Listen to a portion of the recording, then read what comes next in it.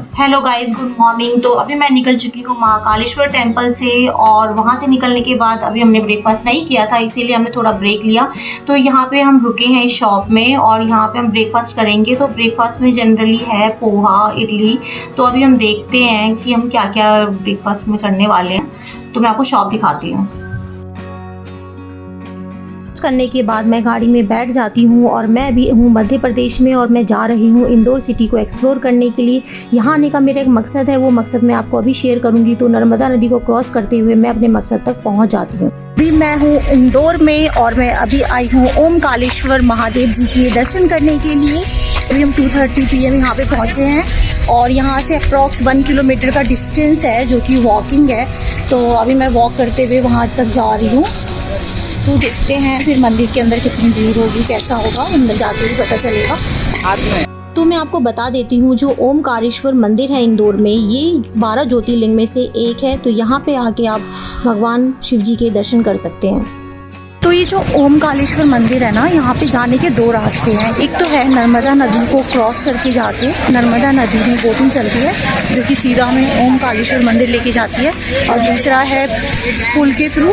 तो आपके पास ऑप्शन है कि आप बोटिंग के थ्रू भी जा सकते हैं और पुल से भी जा सकते हैं। तो हमने सोचा है कि हम बोट से जाएंगे और ओमकालेश्वर जी के दर्शन करेंगे, ताकि हम यहाँ पे नर्मदा माता के दर्शन भी कर पाएंगे और यहाँ से पूरा व्यू भी इंजॉय कर पाएंगे। तो चलिए मैं आपको दिखाती हूँ नर्मदा नदी।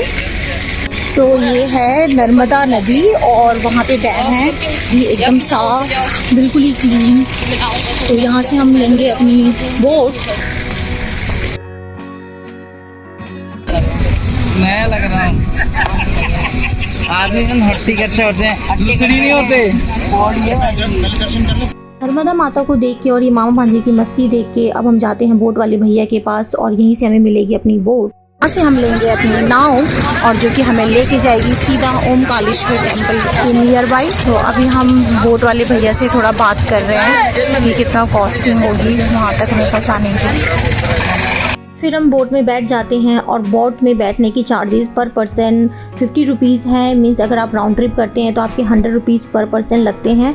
तो अभी हम सेटल हो रहे हैं, तो धीरे धीरे सेटल होने के बाद हमारी बोट शुरू हो जाती है और हम नर्मदा नदी के व्यू को एंजॉय करने लगते हैं।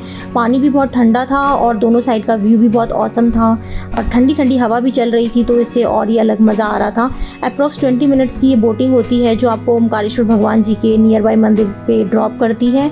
तो तब तक हमने व्यू को एंजॉय किया, फ़ोटो शूट कराया, वीडियो शूट कराया और उसके बाद हम व्यू को भी इंजॉय करते रहे। और व्यू को इंजॉय करते करते और देखते ही देखते हमारी बोट पहुंच गई मंदिर के पास। मेरी बोट रुक जाती है और रुकते ही मैं अपनी बोट से उतरती हूँ और 1 बाय 1 करके मेरे सारे फैमिली मेम्बर भी अपनी बोट से उतर जाते हैं। और फिर थोड़ी देर के बाद हम वहाँ पे खड़े होकर सोचते हैं कि यहाँ से हमें किस रास्ते से मंदिर के गेट पे जाना है। तो रास्ते हमें मिल गया था। रास्ते पे चलते चलते यहाँ पे प्रसाद की थाली और फल फ्रूट्स भी मिल रहे थे जो आप भगवान को अर्पित कर सकते हैं। मंदिर से भी नर्मदा नदी का व्यू उतना ही सुंदर लगता है जितना कि नर्मदा नदी से मंदिर का व्यू। भीड़ को देख के हम थोड़ा सहम जाते हैं कि दर्शन हमें कैसे होंगे, लेकिन भीड़ को अवॉइड करते हुए हम अपने अपने चप्पल जूते उतारे और चप्पल जूते उतारने के बाद अब हम लग जाते हैं अपनी लाइन में। तो हमने अपने जूते उतार दिए हैं और अभी आफ्टरनून का टाइम है और आफ्टरनून के टाइम पे इतनी लंबी भीड़ है, मैं आपको दिखाती हूँ। तो देखिए इतनी ज़्यादा भीड़ है आफ्टरनून में भी, क्योंकि यहाँ पे बहुत लोग दर्शन करने के लिए आते हैं। तो चलिए अब मैं दर्शन करने के लिए मंदिर में जा रही हूँ। ज़्यादा लंबी लाइन है, तो इस लंबी लाइन को देख के अभी हमारे पास इतना टाइम है नहीं, तो हम VIP दर्शन करेंगे जिसका पर पर्सन कॉस्ट 300 रुपीज़ है। तो अगर आपका बजट है तो आप भी डायरेक्ट दर्शन कर सकते हैं भगवान जी के।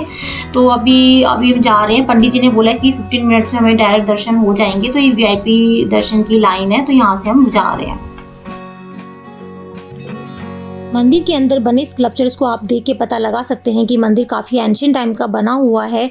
और यहाँ पे हम वीडियो शूट इसलिए कर पा रहे हैं क्योंकि यहाँ पे अलाउ था और गर्भद्वार के बाद अलाउड कैमरा नहीं है। लेकिन जब तक आप लाइन में खड़े हैं तब तक अपनी वीडियो वगैरह बना सकते हैं, तो इसलिए भी हमने अपनी वीडियो बना ली और साथ में हम ओमकारेश्वर भगवान की जय भी करते रहे। तो इतनी लंबी लाइन थी ना कि मेरे को फर्स्ट टाइम तो दर्शन करने को मिला नहीं, तो बट पंडित जी मुझे वापस ले गए और उन्होंने मुझे फिर से जल अर्पित करने दिया भगवान जी को। तो सच में बहुत खुशी हुई और मैंने फिर से भगवान जी को जल अर्पित किया। ऐसा फील हुआ कि भगवान ने मुझे फिर से अपने दर्शन दिए हैं, तो मुझे सच में बहुत अच्छा लगा। तो ये थे श्री ओमकारेश्वर भगवान। तो बोलो जय श्री ओमकारेश्वर भगवान की जय। दर्शन करने के बाद सच में जो सुकून मिलता है ना, वो सुकून शब्दों में बयान नहीं किया जा सकता, क्योंकि वो अपने आप में ही एक श्रद्धा होती है जो कि दिल से आती है, मन से आती है। तो इतनी लंबी लाइन लगने के बावजूद भी इतनी गर्मी में भगवान जी के हमारे दर्शन हुए और दर्शन होते ही हम अपनी सारी गर्मी भूल गए और वहाँ पे हमने आसपास की मार्केट को एक्सप्लोर किया। एक्सप्लोर करने के बाद ही हम अपनी बोट पे बैठ जाते हैं और यहाँ से पूछते हैं कि हमें नर्मदा नदी में बोटिंग करवाने की वो कितने चार्जेस लेते हैं।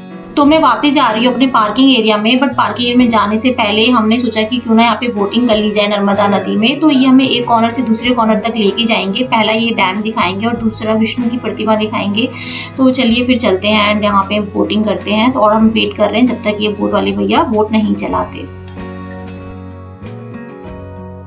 तो कुछ मिनट के वेट के साथ मेरी बोटिंग शुरू हो जाती है और बोटिंग शुरू होने के साथ साथ मैं आपको एक फैक्ट शेयर कर देती हूँ। नर्मदा नदी हमारी भारत की 5वीं सबसे लार्जेस्ट नदी है जो कि उल्टी बहती है। नदी की शुरुआत वो एमपी के अनूपपुर डिस्ट्रिक्ट के अमरकंटक प्लेटो से होता है, जिसको हम नर्मदा कुंड भी कहते हैं। और वहाँ से चलते हुए ये नदी गुजरात के भरूच से बहती हुई गल्फ ऑफ खम्बट अरेबियन सी में जाके मिल जाती है।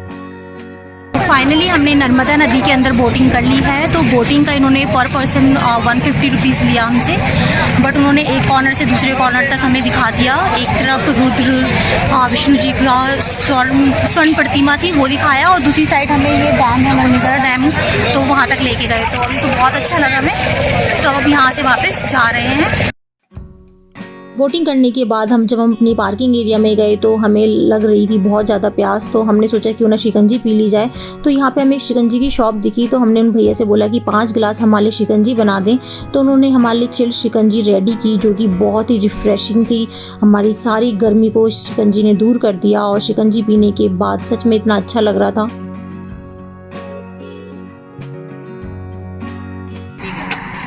तो कौन सा शेक पी रही है? बादाम शेक। कौन सा शेक है? बादाम शेक। और इतने तुम कौन सा शेक पी रहे हो? बादाम शेक। बस आ जाओ ड्राइवर, चौथी गाड़ी चलो आ जाओ। ये छोटी छोटी मूछें आ रही है हितेन की। ये लो। कैसा लग रहा है? दाढ़ी दिख रही है। तो यहाँ पे मैं 5-6 पैकेट पार्ले-जी बिस्किट की खरीदती हूँ, जो कि मेरी one of the favourite biscuit है जो मैं बचपन में बहुत खाया करती थी। लेकिन ये बिस्किट अभी आज मेरे लिए नहीं है। यहाँ पे बहुत सारी गौ माताएं और डॉगीज़ थे जो देखते ही देखते उन्होंने झुंड लगा दिया और शायद ये बहुत भूखे थे, तो इसलिए मैंने इन सब गायों के लिए एक ही पैकेट बिस्किट का ख़रीदा और गौ माता को अपने हाथों से सर्व किया बिस्किट। तो इसमें बहुत ही खुशी मिल रही थी, लेकिन ये इतनी ज़्यादा भूखी थी कि बार बार पीछे आ रही थी। बट सच में यार बहुत अच्छा लग रहा था यहाँ पे। और ये इंदौर का आउटर एरिया है, शायद यहाँ पे गौ माता की सेवा नहीं की जाती, तभी शायद गौ माता आसपास ऐसे ही भटक रही थी। फिर चलते चलते हम फाइनली इंदौर सिटी में पहुँच गए और ये था हमारा होटल।